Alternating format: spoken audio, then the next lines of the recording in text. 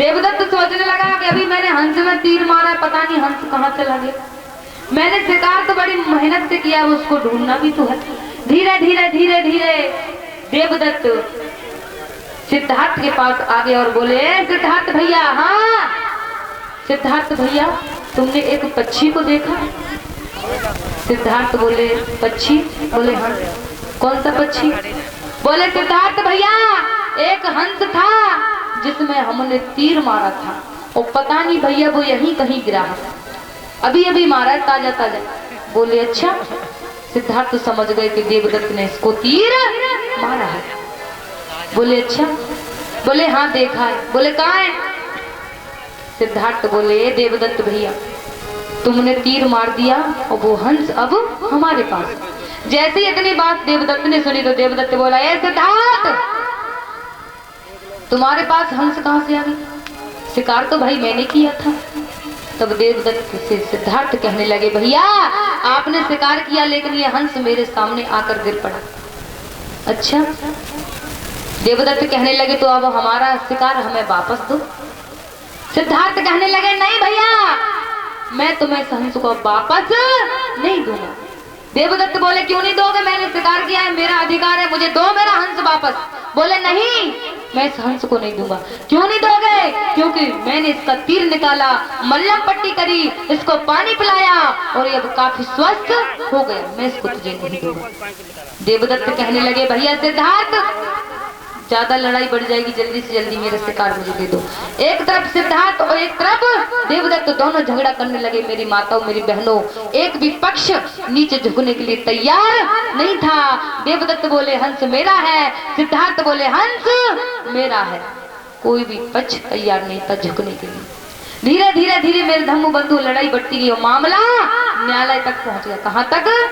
न्यायालय तक। न्यायालय में गए, बोले महाराज की जय हो। बोले क्या हुआ, क्या मामला है? देवदत्त आगे आए और बोले,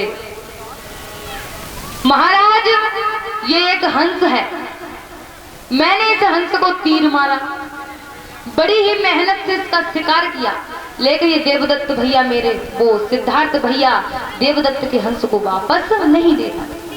अच्छा ये मामला। सिद्धार्थ तुम बताओ क्या मामला है?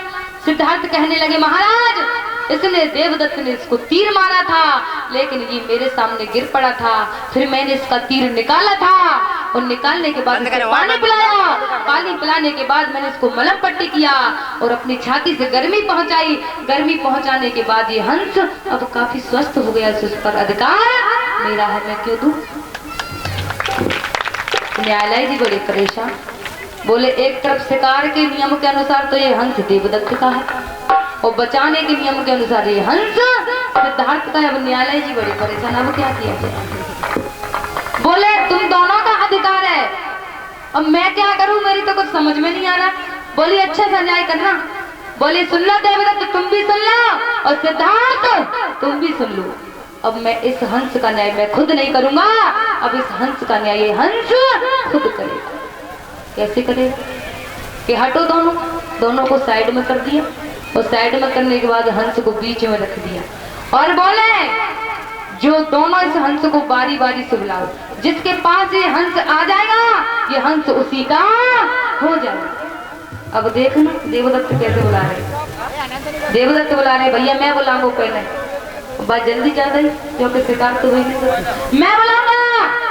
हट भैया सिद्धार्थ मैं बुलाऊंगा। अब देखना देवदत्त कैसे बुला रहे, हे हंसराज आजा मेरी गोदी, तुझे याद है तुझे मैंने तीर मारा था, याद है ना?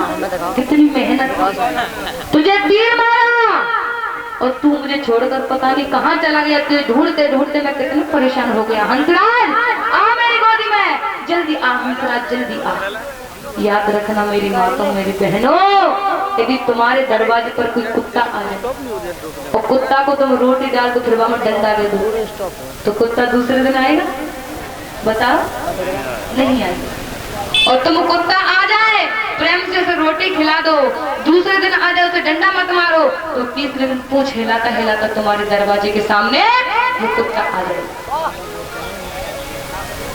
इधर देवदत्त कहने लगे आजा हंस, मैंने तुझे तीर मारा है, आजा। अब हंस काय को, वो हंस तो समझदार है, तो जाने में मारो। पूरी ताकत देवदत्त ने लगा ली, आजा हंस आजा आजा आजा। इधर न्यायालय जी समझ रहे कि मामलो गड़बड़ है, बोले देवदत्त अब बस कर, तेरी बारी गई। सिद्धार्थ अब तुम बुलाओ हंस को। अब देखना सिद्धार्थ कैसे बुलाओ। सिद्धार्थ कह रहे हैं हंसराज, आप याद करो जो आपको तीर लगा था तो मैंने आपका तीर निकाला था। और हंसराज और सुनो, जब तुम्हें दर्द हो रहा था तब मैंने कुछ जड़ी बूटियां बनाकर तुम्हारे घाव पर मलहम पट्टी भी की थी। और हंसराज तुम तड़पड़ा रहे थे तो मैंने तुम्हें एक तालाब से पानी भी पिलाया था। और हंसराज मैंने तुम्हें अपनी छाती से भी लगाया, तुम्हें गर्मी भी पहुंचाई, अब तुम काफी स्वस्थ भी हो गए हो। हंसराज मैंने तुम्हें बचाया है, मेरी गोदी में आ जाइए। मेरे धम्म बंधु पशु पक्षी भी प्रेम जानता है, जानता है पशु पक्षी भी प्रेम जानता है। भैंसिया हो, भैंसिया भैंसिया में तुम लट्ठे लट्ठे देंगे तो दूध नहीं देगी, याद रखना। और भैंसिया को भी हाथ से बढ़िया प्रेम से उसको नहलाइए धुलाइए, प्रेम करिए तो भैंस भी पैर मारेगी नहीं, याद रखना। देवदत्त कहने, सिद्धार्थ कहने लगे हंसराज मेरी गोदी में आ जाओ, मैंने तुम्हारे प्राणों का तो तुम्हारे प्राण बचाए। हंसराज मेरी गोदी में आ जाइए, मेरे धम्म बंधुओं, मेरी माता बहनों। देखना वो हंस ने समझ लिया और धीरे धीरे धीरे धीरे रेंगते हुए सिद्धार्थ की गोदी में आ गए। बोले तथागत भगवान गौतम बुद्ध की। इतना जब मामला देखा मेरे धम्म बंधु तो न्यायालय जी ने न्याय किया और कहा, ए देवदत्त सुन ले, मेरी माताओं मेरी बहनों याद रखना, हमेशा मारने वाले से हमेशा बचाने वाला बड़ा होता है। इसीलिए न्याय सिद्धार्थ के पक्ष में हुआ। इधर धीरे धीरे धीरे धीरे हंस पर दया हुई और दया होने के बाद मेरी माताओं मेरी बहनों मेरे भाइयों, सिद्धार्थ शादी के योग्य हो गई। अभी टाइम को देखकर बता रही हूँ, क्या गाथा समझ में आ रही है? इधर माताओं आपकी मारी, सिद्धार्थ शादी के योग्य हो गए मेरे भाई और मेरी बहनों। तो दंडपाड़ी नाम का एक शाक्य था, उसकी लड़की का नाम यशोधरा था। यशोधरा अपने 16वें वर्ष में लग चुकी थी। अब याद रखना, जिसकी बेटी जवान होती है उन माता पिता पर बोझ रहता है। इधर महाराज दंडपाड़ी ने सारे देशों को निमंत्रण भेज दिया यशोधरा के स्वयंवर के लिए। काहे के लिए? स्वयंवर। स्वयंवर जानती हो जीजी स्वयंवर क्या होता है? स्वयंवर यानी स्वयं के द्वारा चुना हुआ वर, यानी लड़की लड़के को स्वयं चुने, उसे कहते स्वयंवर। स्वयंवर के लिए निमंत्रण भेजा मेरी माताओं मेरी बहनों। एक निमंत्रण सिद्धार्थ के लिए गया। उस सिद्धार्थ से कहा, महाराज तो दो धन्य के सिद्धार्थ, हमें यशोधरा का पानी ग्रहण करने के लिए जाना है।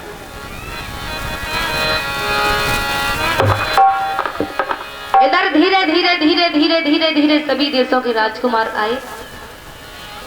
यशोधरा किसी भी राजकुमार को अपना जीवन साथी बनाना बिल्कुल नहीं चाहती थी। यशोधरा चाहती थी कि मेरा विवाह सिद्धार्थ से हो। सिद्धार्थ भी आगे धीरे धीरे करके मेरे धम्म बंधुओं, एक दक्षबोध की परीक्षा हुई थी, जिस परीक्षा में सभी राजकुमारों ने भाग लिया और अंत में सिद्धार्थ की विजय हुई। सिद्धार्थ जीत गए। तब सिद्धार्थ की और यशोधरा की शादी होने लगी कि सिद्धार्थ बने गए दूल्हा। क्योंकि मैं बहुत शॉर्ट में कर रही हूँ, क्योंकि अभी मैं पटाचारा की कथा गाऊंगी। यहाँ पर मेरी माता बहना बहुत बैठी है और मैं चाहती हूँ कि कुछ ना कुछ आपको समझ आए, क्योंकि तथागत बुद्ध और उनका धम्म हमारे सभी भाई जानते हैं। सभी यहाँ पर शिक्षित हैं, मुझे पता चला। सभी के घर पुस्तक मोटी मोटी रखी है, खूब पढ़ते हैं, इनको सब इतिहास पता है। लेकिन मैं चाहती हूँ कि माताओं, आपके जीवन के कल्याण के लिए कुछ बात मैं अपनी तरफ से बोलूं। इधर सिद्धार्थ यशोधरा का विवाह होने लगा कि सिद्धार्थ बने गए दूल्हा के गोपा बेटी दुल्हन बनी है।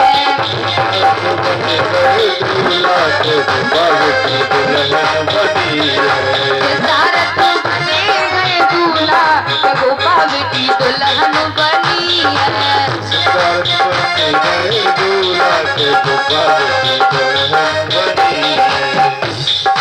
दुल्हन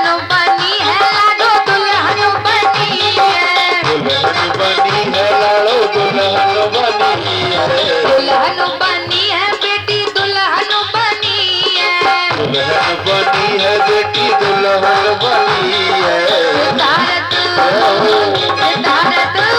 सितारत बने गए दूल्हा के गोपा बेटी दुल्हन बनी है सीता तू बनी है दूल्हा के गोपा बेटी दुल्हन बनी है सितारत बने गए दूल्हा के गोपा बेटी दुल्हन बनी है सीता तू बनी गए दूल्हा के गोपा बेटी दुल्हन बनी है गोपा बेटी दुल्हन बनी गोपा बेटी दुल्हन बनी गोपा बेटी दुल्हन बनी। बोली तथागत भगवान।